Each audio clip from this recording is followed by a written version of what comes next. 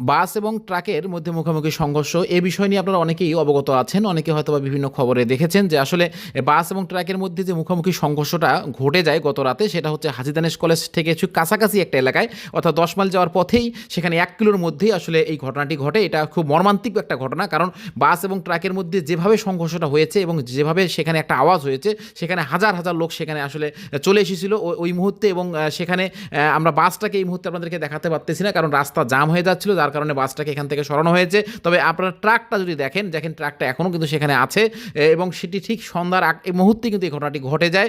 এবং সেখানে দেখেন ট্রাকের যে যাত্রী আসলে ট্রাকে যে যারা ড্রাইভার ছিলেন এবং ট্রাকের যে হেল্পার ছিল, তারা কিন্তু আসলে সেইভাবে কোনো রকম আহত হননি। তবে বাসে যারা ছিলেন, বাসের ড্রাইভার একবারে মর্মান্তিকভাবে আহত, এবং বাসে থাকা একজন প্যাসেঞ্জার কিন্তু সেখানেই মারা গেছে। এবং বাকি প্যাসেঞ্জারগুলো তারা কিন্তু অনেক আশঙ্কাযুক্ত অবস্থায় আছেন, এবং তারা বিভিন্ন হাসপাতালে ভর্তি করা হয়েছে। এবং এখানে থাকা অনেক যাত্রীর অবস্থা কিন্তু আশঙ্কাযুক্ত।